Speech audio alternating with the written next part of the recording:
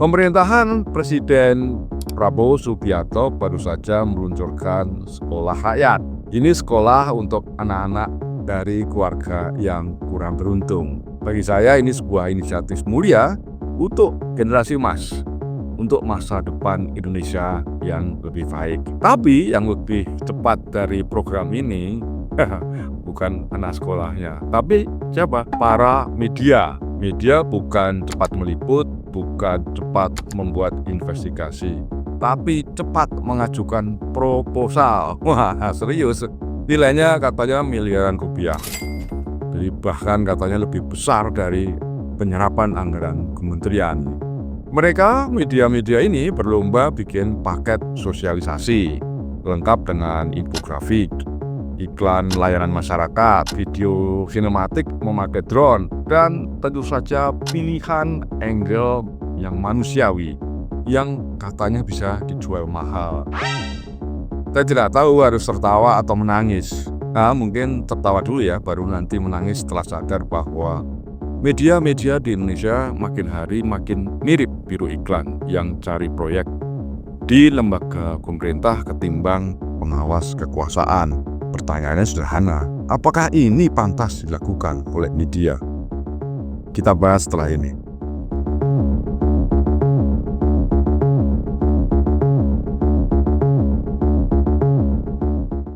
Kawan-kawan, media yang dulu disebut sebagai pilar keempat demokrasi, sekarang ini ya lebih mirip pilar dekoratif di ballroom sebuah hotel. Sosoknya ada, tapi fungsinya hanya pelengkap estetika. Maksudnya bagaimana? Ya maksudnya sekarang media ini boleh dipakai siapa saja, yang penting bayar. Teman-teman bilang media sedang sekarat. Ya saya tahu banyak koran yang tutup, media online juga banyak yang gulung tikar. Saya tahu juga banyak ruang redaksi yang sekarang gelap dan sunyi ditinggal penghuni. Saya pun tahu banyak kawan-kawan jurnalis yang sudah dikirim pulang tanpa pesangon dan disuruh jadi kreator konten saja. Tentu saja ini menyedihkan. Tapi gelombang PHK itu nyata. Sepanjang tahun 2023 sampai 2024 saja ada sekitar 1.200 pekerja media, termasuk wartawannya tentu saja kehilangan pekerjaan. Dan itu baru data yang tercatat dan dilaporkan kepada Dewan Pers. Ketua Dewan Pers pernah mengatakan bahwa banyak PHK yang tidak dilaporkan. Jadi jumlah real media dan pekerja yang kena PHK itu kemungkinan jauh lebih tinggi. Dewan Pers mencatat bahwa PHK terjadi di banyak perusahaan. Setidaknya ada 7 perusahaan media yang melakukan PHK massal. Ini termasuk nama-nama besar seperti CNN Indonesia TV, Kompas TV, dan terakhir saya dengar TV One juga karyawannya pamitan. Dalam video yang beredar itu menyedihkan. Perjalanan panjang Kompas pagi selama hampir 12 tahun. Nah, apa dampaknya dari PHK itu? Ya, biro-biro media tutup satu persatu. Banyak media yang akhirnya belum tikar karena iklan pun pindah ke platform global. Platform global itu menguasai sekitar 75 pasar iklan di Indonesia. Sedih kan? Nah, tapi lucunya Dewan Pers pernah meminta pemerintah agar lebih serius menyediakan iklan dari APBN dan APBD untuk media lokal. Bukan hanya ke buzzer atau konten kreator. Ya ini lucu nih kok, Dewan Pers minta anggaran pemerintah untuk media. Nah, iklan pemerintah itu katanya bisa jadi napas bagi media daerah yang nyaris mati. Syaratnya ya jangan beli berita, jaga batas antara editorial dan iklan. Firewall begitu istilahnya, jangan diterabas. Pertanyaan saya adalah apa mungkin? Rasanya susah ya? Susah banget. Ya memang katanya masih banyak masyarakat yang percaya, meskipun banyak juga yang bersuara sumbang terhadap media. Survei Aliansi Jurnalis Independen misalnya menunjukkan lebih dari 70% masyarakat masih percaya media, meskipun ada lembaga lain yang menyatakan hanya 35%. Survei RG juga menunjukkan bahwa 30% media massa kini lebih mengutamakan sensasi daripada substansi. Ya, berat memang. Tapi kalau solusi dari kematian media adalah menjual jiwa ke proyek pemerintah, maka bagi saya media bukan lagi seperti media yang kita kenal dulu.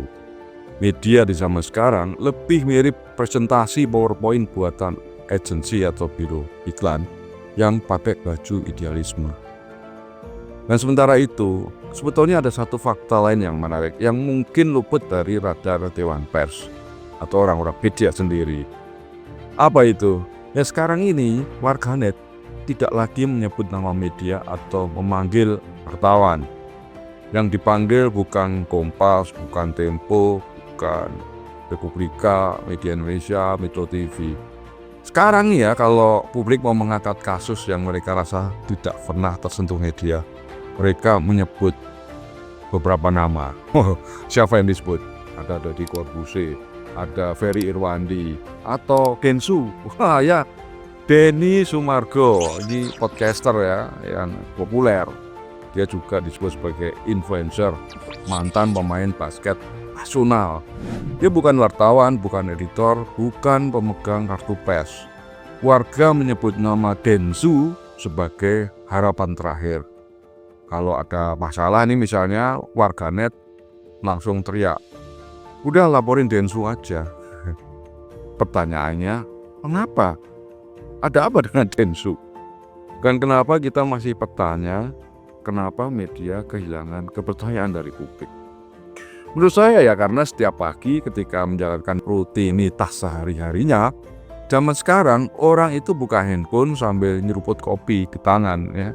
Anak-anak muda misalnya tidak lagi membaca koran, tapi lebih suka ya scroll ini masa di X, Threads, TikTok atau Instagram. Nasib koran cetak tinggal jadi nama hari Sabtu. Seperti judul film, Sabtu bersama koran bekas bungkus gorengan. Sedih memang, tapi ya bagaimana ya.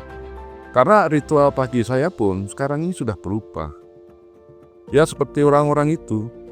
Ini bukan karena saya benci media, bukan, jangan salah. Ya, tapi karena media itu meninggalkan saya sendirian. Wah, sedih kan?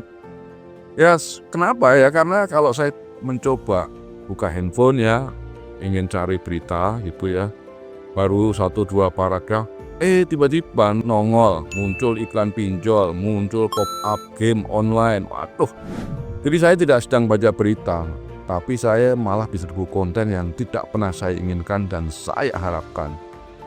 Saya merasa dulu media itu menulis berita memakai etika, memakai kaidah jurnalistik yang mirip dengan kerja religius. Wartawan turun ke lapangan, mewawancarai orang-orang kecil, para saksi kejadian. Wartawan bahkan ngopi dengan narasumber kalau perlu di gang yang sempit, bukan hanya di lobi-lobi hotel yang dingin, mahal lagi. Terus perhatikan berita-berita mereka sekarang, headline-nya tuh banyak yang kayak gini nih. Netizen heboh, cewek ini ngaku punya 20 mantan, atau ini dia daftar nama mantan Luna Maya. Padahal isinya itu hanya kompilasi, kumpulan dari story Instagram orang, kadang dicelupin 1-2 kutipan dari akun gosip. Itu kan bukan berita ya. Aduh, puyeng saya. Nah, dan yang menyedihkan, beberapa orang redaksi malah bangga, ya mereka menyebut itu berita ringan yang viral. Padahal bagi saya itu konten cacat yang memalukan. Lalu datanglah badai para podcaster. Wah, ada Densu, ada Fitra Eri, ada Deddy Corbuzier, ada Ferry Irwandi. Wah, banyaklah kayak. Mereka ini adalah orang-orang independen yang tidak punya redaksi, tidak punya editor, tapi mereka punya kelebihan dibanding media. Apa kelebihannya? Kepercayaan publik. Mereka dipercaya karena mereka bicara sebagai media. Tidak pakai jargon, tidak perlu naskah. Mungkin tanpa opening gaya-gaya media mainstream. Misalnya berdasarkan sumber yang tidak mau disebut namanya, berdasarkan sumber yang terpercaya. Nah, Dan publik menyukai karena di sana, di tempat postgraduate itu, mereka didengar, bukan diarahkan. Sementara media seperti berkhotbah dari atas menara Gading, meninggalkan pembaca setianya. Dan parahnya lagi, media mainstream hari ini masih percaya diri, menganggap dirinya otoritatif. Padahal dibaca pun tidak. Konten-konten media itu sekarang tenggelam dalam lautan notifikasi. Artikel media cuma jadi tautan yang dilewatkan, tidak lagi ditunggu. Kenapa? Ya karena media tidak lagi menjadi manusia yang punya perasaan. Media berubah menjadi mesin pencari page view. Media hanya mengejar click through rate, bukan empati. Orang-orang media lupa bahwa berita itu bukan hanya tentang kejadian, tapi tentang makna. Wow, aduh. Oke, jadi mari kita kembali ke sekolah rakyat. Program ini kan seharusnya bisa menyentuh nurani, menyentuh sisi emosi banyak orang. Harusnya bisa menjadi cerita tentang anak-anak yang bermimpi di tengah keterbatasan. Tapi media malah melihatnya sebagai potensi billing, kesempatan menulis sakihan. Saya heran, amat tidak ada satupun yang tergoda untuk menulis cerita tentang sekolah rakyat, tapi tanpa kontrak. Apakah media zaman sekarang harus dibeli DP dulu sebelum menerbitkan atau menulis cerita-cerita yang menyentuh hati?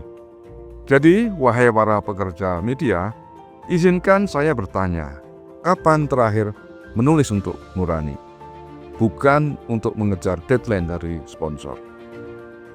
Kapan terakhir media merasa berita kalian itu punya jiwa? Bukan cuma soal reach dan engagement. Dan kepada para jurnalis muda yang mungkin sekarang masih sibuk menyunting video TikTok untuk memenuhi kuota dan KPI harian, saya hanya ingin bilang, jangan percaya kalau ada orang yang bilang media sudah mati. Media itu tidak mati. Yang mati adalah keberanian media untuk lebih melayani publik, bukan sponsor. Nah, kawan-kawan, saya akan menutup episode ini dengan satu kalimat. Kalimat imbauan tepatnya. Kalau kamu tidak bisa jadi jurnalis besar, paling tidak jadilah jurnalis yang baik. Karena dunia ini sudah cukup gaduh oleh mereka yang besar, tapi lupa pada siapa mereka sebenarnya menulis. Inilah catatan redaksi episode media atau biro iklan yang kami buat bukan untuk algoritma, bukan untuk tender juga, tapi untuk masyarakat yang masih percaya bahwa kata-kata bisa menyelamatkan. Pamit.